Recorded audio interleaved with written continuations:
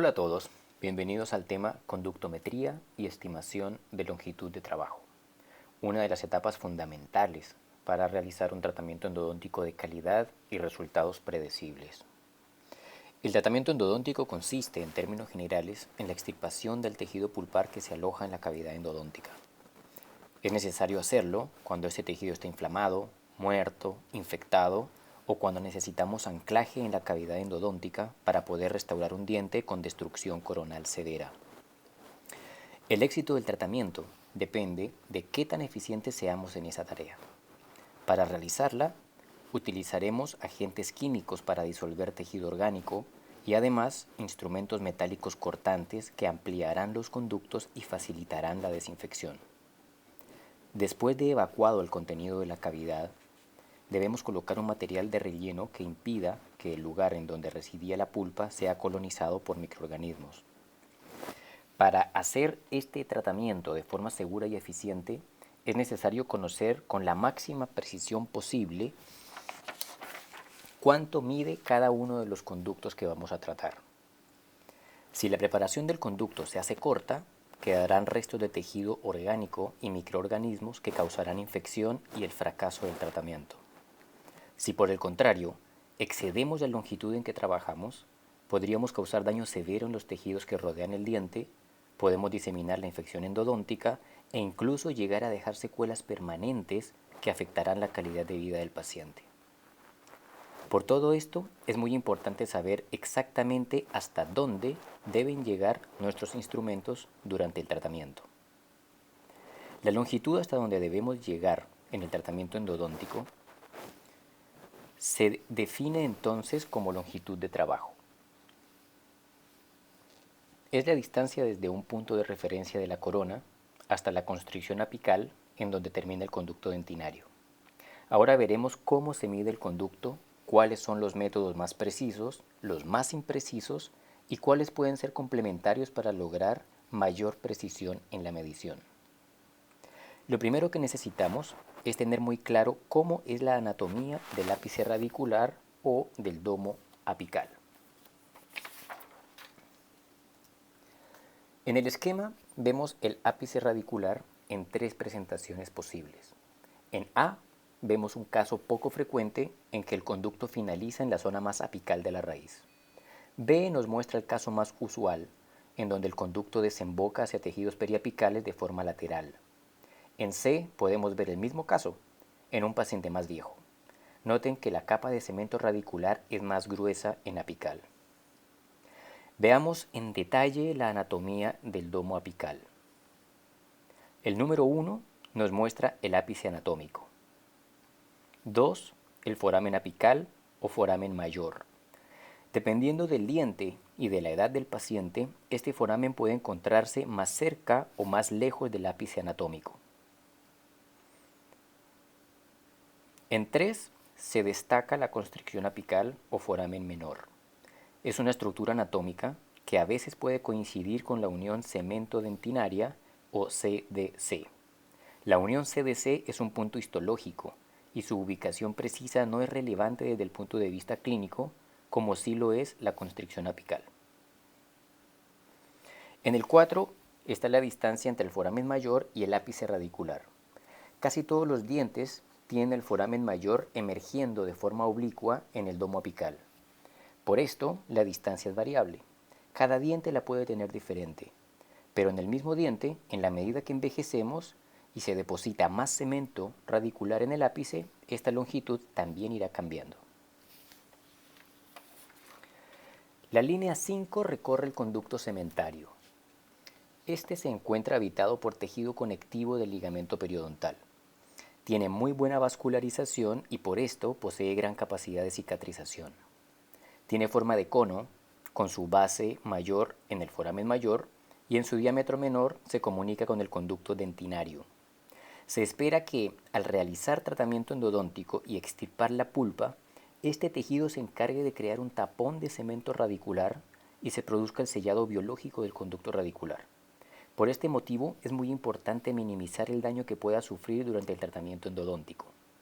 Nuestra longitud de trabajo se determina justamente pensando en herir lo menos posible este tejido e invadir lo menos posible ese espacio para permitir la cicatrización ideal de los tejidos periapicales. Finalmente, el número 6 es el conducto dentinario. El límite apical es la constricción y debemos dedicar todo nuestro esfuerzo para evitar sobrepasar ese punto. Esta porción del conducto está ocupada por la pulpa y es el espacio en que nos moveremos durante el tratamiento endodóntico. Dentro de sus límites pasarán, durante nuestra intervención, instrumentos cortantes que ampliarán el conducto cortando dentina de las paredes, produciendo abundante cantidad de detritos. Circulará un flujo casi continuo de agentes químicos tóxicos que se encargarán de la desinfección de la cavidad y disolver el tejido orgánico. Y finalmente quedará densamente ocupado con un material de obturación radicular. Respetar la constricción apical y evitar ensancharla accidentalmente con nuestros instrumentos reducirá el riesgo de que nuestra intervención impacte negativamente los tejidos perirradiculares, comenzando por el muñón pulpar que reside en el conducto cementario. El desafío supremo en la terapia endodóntica es ampliar e irrigar de forma agresiva el conducto dentinario para lograr la mejor limpieza y desinfección posibles sin sobrepasar la constricción apical, causando así mínimo impacto en los tejidos periapicales.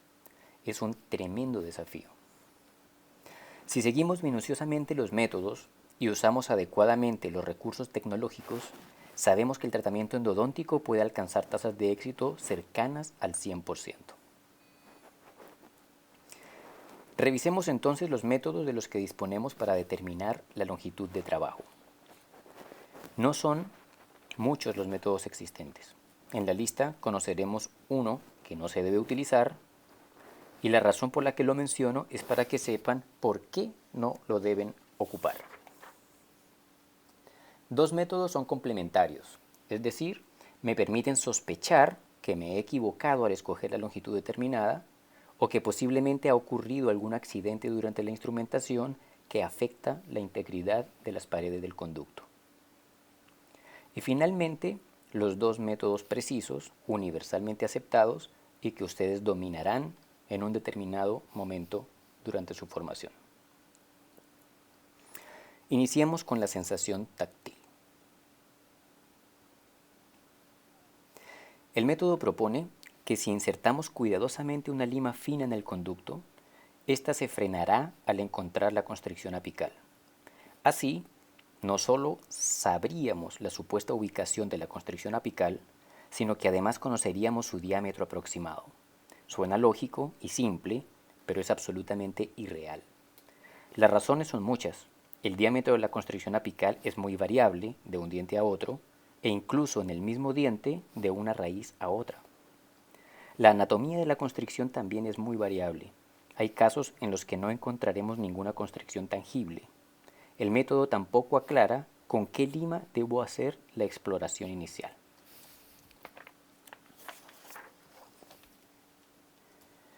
Obviamente, si uso una lima muy fina, por ejemplo, una lima calibre 8, es decir, que mide 8 micrones en la punta, pasará de largo a través de la constricción e incluso en el hueso periapical sin que yo siquiera lo note. Si utilizo una libra de mayor calibre, como una 40, que mide casi medio milímetro en la punta, la lima se trabará en las paredes del conducto dentinario, quizás antes de siquiera llegar al tercio apical de la raíz.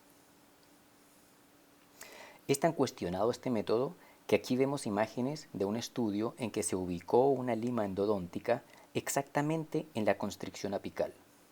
La ubicaron con precisión utilizando microtomografía computarizada. Está claro que es un estudio in vitro y utilizaron dientes humanos extraídos. Una vez la lima estaba ubicada en la constricción, se hicieron cortes para observar qué tanto se había ajustado esa lima a las paredes del conducto, a nivel de la constricción. Los resultados los podemos ver acá.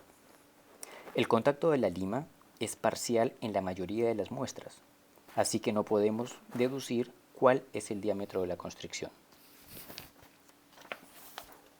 De hecho, en muestras como esta, la lima puede que ni siquiera haga contacto con las paredes del conducto en la constricción apical. El método de sensación táctil fue propuesto hace ya más de 60 años, sin duda con las mejores intenciones para facilitar el proceso de determinación de longitud de trabajo. Hoy día, gracias a la tecnología, sabemos que quizás ha causado más errores y accidentes que aciertos, y por ningún motivo debemos utilizarlo. Curiosamente, aún verán quizás algunos colegas jactándose de haber, entre comillas, ajustado la lima en la constricción apical.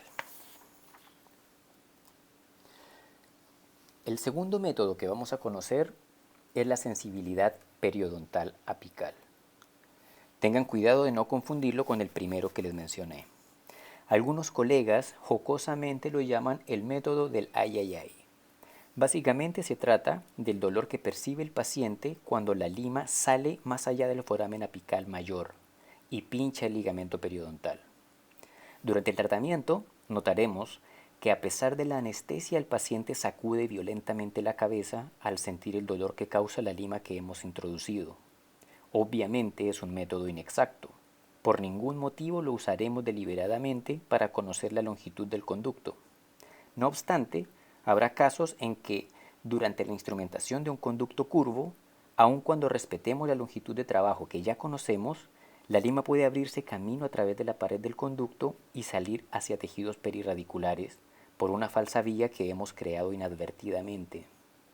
Si el paciente repentinamente acusa dolor con la instrumentación endodóntica a una longitud en la que se supone aún estamos dentro de los límites del conducto, tenemos que sospechar una posible perforación radicular. Este tipo de accidentes ocurren usualmente en conductos curvos, aunque en conductos rectos también pueden ocurrir si descuidamos la longitud durante el limado. Ese dolor que acusa el paciente nos sugerirá que ahora el conducto ha cambiado. Debemos entonces determinar con precisión y apoyados por radiografías si efectivamente hemos perforado, dónde ha ocurrido la perforación y cómo vamos a lidiar con esta complicación para poder continuar con el tratamiento endodóntico. El manejo de accidentes y perforaciones será tema de estudio más adelante, no sea impaciente. Aunque la sensibilidad periodontal nos ayuda a sospechar una salida accidental hacia periodonto, estas incursiones indeseadas no siempre causan dolor. En presencia de lesiones periapicales, el tejido de granulación que reside en ellas no siempre tiene inervación. En contraste, también puede ocurrir que durante la instrumentación de un diente con pulpa inflamada, a pesar de la anestesia, aún tiene sensibilidad. Entonces el paciente reacciona de forma similar a si hubiera ocurrido una perforación. En resumen, cuando el paciente acusa dolor repentino durante la instrumentación, podemos sospechar una perforación que ha cambiado los límites del conducto. Tomaremos radiografías para confirmar si realmente ha ocurrido y continuaremos con el tratamiento haciendo los ajustes y correcciones que fueran necesarios. Ese es el método de sensibilidad periodontal apical. El tercer método también es un método complementario. De forma similar al método anterior, nos sugerirá que podemos haber cometido un error durante la instrumentación y debe ser verificado y corregido. Este método nos permitirá hacernos una idea del punto en donde termina el conducto y comienza el hueso perirradicular. Es muy simple. En condiciones normales, si respetamos la constricción apical, que es el punto más estrecho en la porción apical del conducto, causaremos mínimo daño en el muñón apical o en los tejidos perirradiculares. En otras palabras, la herida resultante de la amputación de la pulpa es pequeña, lo suficientemente pequeña para que no haya hemorragia, a pesar de que estamos instrumentando e irrigando. Cuando más hemos avanzado en el proceso de instrumentación, tanto más limpio y amplio se encontrará el conducto. Habiendo retirado la pulpa, no hay circulación sanguínea en el diente, por lo tanto, ya no hay sangrado. Ahora bien, si accidentalmente mis limas o irrigantes salen de los límites del conducto, sea a través del foramen apical mayor o a través de una perforación accidental, observaremos hemorragia repentina o persistente porque el ligamento periodontal se encuentra exquisitamente irrigado. Una vez el sangrado ha sido controlado, Procedemos a retirar el líquido del conducto aspirándolo.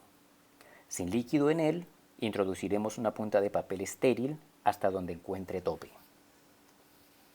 Al retirar del conducto esa punta de papel, veremos que está pigmentada con la sangre que ha absorbido. Si la zona roja se ubica en el extremo, sospecharemos que viene de la porción apical. Si la zona media de la punta de papel está pigmentada, sospecharemos una perforación lateral. Esta punta de papel nos muestra lo que observaríamos en un caso como este. Aquí se ha respetado la longitud de trabajo. No obstante, al ensanchar el conducto curvo, se ha perforado lateralmente. Si hubieran observado la punta de papel marcada, habrían tomado una radiografía de verificación antes de obturar. Este error iatrogénico se habría minimizado y su corrección habría sido mucho menos compleja y tendría mejor pronóstico. En conclusión, la presencia de sangre en el conducto es normal en las etapas iniciales de la instrumentación endodóntica, porque aún no se ha removido el tejido pulpar por completo. Cualquier sangrado espontáneo en un conducto que ya no sangraba debe llamar nuestra atención hacia un posible accidente iatrogénico.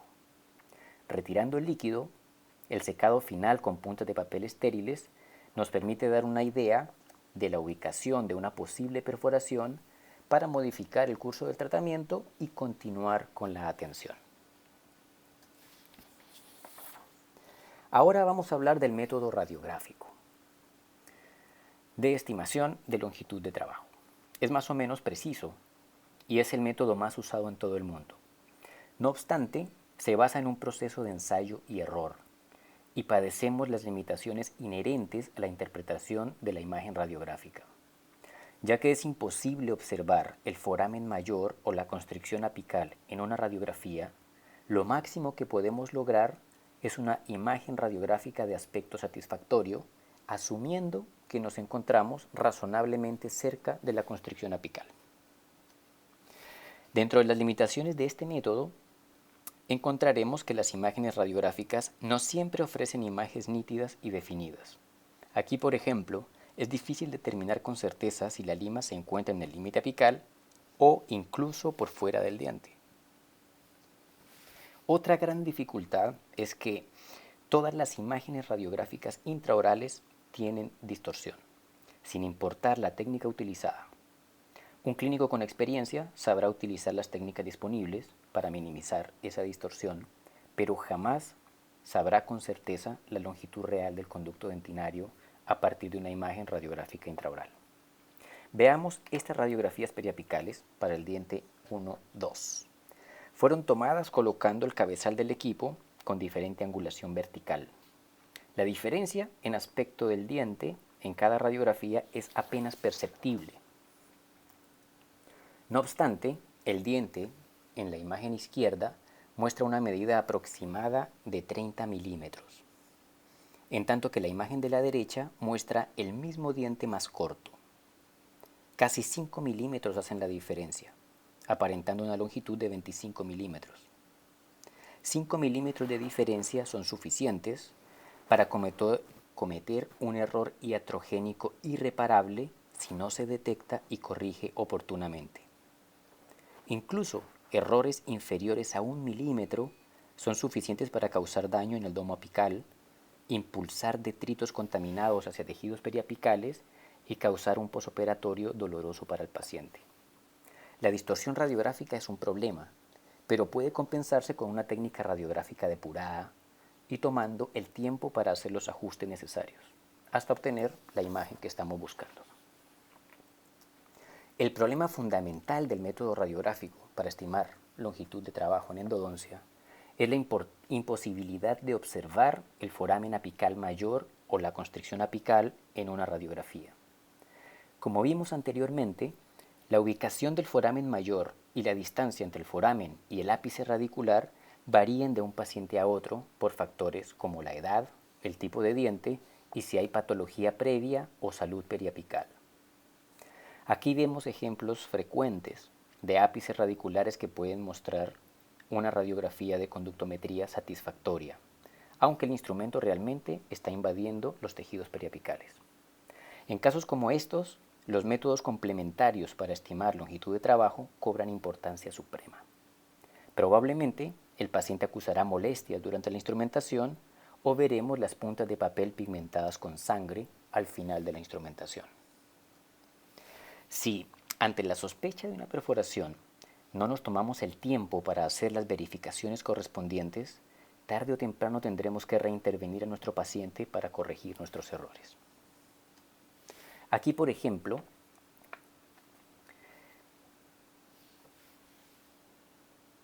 vemos un foramen apical que emerge lejos del ápice radiográfico. Gracias a que se tomaron las medidas preventivas correspondientes, se pudo ejecutar el tratamiento de manera exitosa y favorecer la cicatrización de los tejidos periapicales. Esa masa radiopaca que pueden ver fuera del ápice es el cemento sellador. La salida de sellador durante la obturación, como verán más adelante, es más o menos frecuente y aunque causa algo de irritación en los tejidos periapicales, en general es bien tolerada y rara vez deja secuelas. El procedimiento para determinar la longitud de trabajo por el método radiográfico se ha ido depurando a lo largo de las décadas desde que fue propuesto en los años 40. La técnica se basa en ensayo y error. Ustedes la practicarán en el laboratorio de simulación utilizando dientes extraídos inicialmente. En su momento la vamos a revisar en detalle. Por ahora la vamos a conocer a grandes rasgos. Iniciamos tomando una medida de referencia que se llama longitud aparente. Esta longitud aparente puede obtenerse gracias a las medidas promedio de longitud de los dientes o midiendo directamente el diente en la radiografía de diagnóstico. Considerando que todas las radiografías intraorales tienen un cierto nivel de distorsión, si decidimos medir una radiografía, restaremos 2 milímetros a ese valor por precaución. Después, tomamos una lima endodóntica y ajustamos su tope de silicona en esa medida, que hemos seleccionado como longitud aparente. La insertamos en el conducto después de haber realizado la cavidad de acceso endodóntico y tomaremos una radiografía de conductometría con la lima en el interior del diente. Habrá situaciones en que la radiografía muestre que la lima no ha alcanzado a llegar a apical. En otros casos mostrará que se encuentra por fuera del diente. Es completamente normal. Si queda corta, agregaremos longitud y repetiremos la radiografía. Si queda larga, retrocederemos la lima, reajustaremos el tope de silicona hasta el punto de referencia coronal que hayamos seleccionado y repetimos la radiografía. En algunos casos, este proceso es prolongado y frustrante. No obstante, el tiempo que dediquemos a obtener una longitud de trabajo bien determinada nos será recompensado durante el resto del tratamiento. Cuando obtenemos finalmente una radiografía satisfactoria, es decir, aquella en que la lima se aleja del ápice radiográfico la distancia que queremos, retiramos la lima y la medimos cuidadosamente para saber cuál es exactamente nuestra longitud de trabajo. El tratamiento endodóntico no se realiza hasta alcanzar el ápice radiográfico, ya que como vimos, a esa longitud con toda seguridad ya estaremos por fuera del conducto dentinario. La distancia que debe haber desde la punta de la lima hasta el ápice radiográfico variará dependiendo de varias condiciones. Esta distancia se elige entre tres alternativas, de 1, 1.5 y 2 milímetros. La razón de alejarnos del ápice radiográfico es evitar que en ciertas situaciones patológicas podamos trabajar inadvertidamente por fuera del conducto dentinario. Si recordamos el diagrama del ápice radicular, entenderemos sin problema que cuando hay lesiones periapicales es frecuente que se produzca reabsorción radicular externa de diferente severidad. Este esquema está un poco exagerado para que lo puedan notar más fácilmente. En este caso veremos que el lugar en donde termina el conducto dentinario, a causa de la pérdida de una de las paredes, ahora se ubica a cierta distancia más lejos del ápice radicular. Por ese motivo veremos que cuando la patología periapical es más severa, como medida de precaución, reduciremos la longitud de trabajo así. En dientes sin patología periapical o dientes con pulpa en condiciones de vitalidad y sin infección aparente, la intervención endodóntica procurará llegar a 1 milímetro del ápice radiográfico. Cuando observamos una lesión radiolúcida periapical asociada al diente a tratar, La distancia hasta el ápice radiográfico aumentará a 1.5 milímetros. Si además de una lesión observamos en la radiografía cambios morfológicos sugerentes de reabsorción radicular externa, trabajaremos a 2 milímetros de distancia del ápice radicular. Entonces, para decidir la longitud de trabajo, mediante el método radiográfico, debemos considerar el diagnóstico y características morfológicas del diente que vamos a intervenir. Finalmente, y gracias al ingenio de personas muy inteligentes, hoy día contamos con el método electrónico de estimación de longitud de trabajo. Mediante este método, logramos precisión cercana al 95%. Estos dispositivos nos permiten saber a qué longitud se encuentra el ligamento periodontal, sin importar si llegamos a él a través del foramen mayor o a través de una perforación. Es muy preciso y confiable en casi todos los casos, sin importar la edad del paciente o patologías preexistentes. Nos sirve además para saber si un diente ha sido perforado o se encuentra fracturado. Es más preciso que el método radiográfico, que ahora pasaría a ser un método complementario. La diferencia en precisión entre localizadores de diferentes marcas es insignificante, así que escoger uno por sobre los demás dependerá del criterio personal de cada clínico. Para ustedes, la clínica cuenta con 3 modelos de localizador electrónico de foramen apical. El más abundante es el de la izquierda, el Propex 2. También tenemos varios Cybron Endo, que tiene la ventaja de traer incorporado un vitalómetro electrónico para realizar test de diagnóstico pulpar, y recientemente se han adquirido varios Tropex Pixie, cuya principal ventaja es el tamaño reducido, poco peso y practicidad de uso. Todos funcionan bajo los mismos principios físicos y no es necesario estudiarlos en detalle en este momento. Las partes básicas del localizador electrónico de foramen apical, o su sigla LEF, son el localizador, el portaelectrodo, que se conectará a la lima que ingresa al conducto, y el clip o gancho labial que se sujeta en la comisura labial del paciente. Este esquema simplificado nos muestra que el localizador enviará un flujo de corriente alterna multifrecuencia a través del cable. Esta fluirá por el portaelectrodo hacia la lima, después al diente, el ligamento periodontal, el hueso, la encía y finalmente la mucosa, en donde se ancló el clip labial. Por el clip fluye la corriente que regresa al localizador.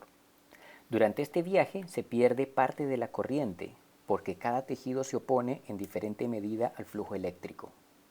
Esta oposición al flujo se llama impedancia. Ahora bien, la impedancia del ligamento periodontal es exactamente 6.5 kiloohmios.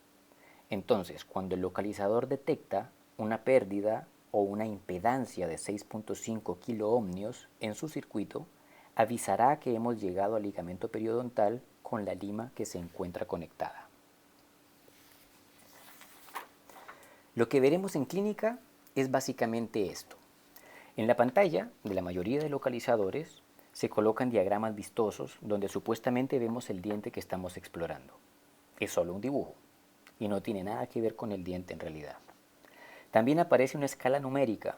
Esta escala no representa una medida de longitud, es solo para mostrar si el aparato está leyendo en concordancia con el movimiento de intrusión de nuestra lima, es decir, para que sepamos si el aparato se está dando cuenta que nuestra lima se acerca o aleja del ligamento periodontal mientras la manipulamos dentro del conducto. A medida que nuestra lima, conectada al portaelectrodo, avanza por el conducto en dirección hacia apical, el aparato nos irá avisando con sonido y la escala numérica se va reduciendo acercándose a 0. Solo al llegar al ligamento periodontal, no a la constricción apical, el aparato nos indicará valor 0 y emitirá un tono continuo con el letrerito Apex. Si la lima sigue avanzando hacia el hueso periapical, nos informará el mensaje Over para advertir que hemos salido por completo. Cuando el aparato advierte Apex, Retiraremos cuidadosamente la lima del conducto y tomamos la medida. Dado que esta medida corresponde a la localización del ligamento periodontal y no a la constricción apical, debemos sustraer algo de longitud o retroceder, ya que no queremos afectar el conducto cementario. Tras mucho debate y el estudio de miles de dientes extraídos, se ha llegado a aceptar que restando medio milímetro a la medida en que el localizador indicó apex, estaremos a una longitud de trabajo óptima.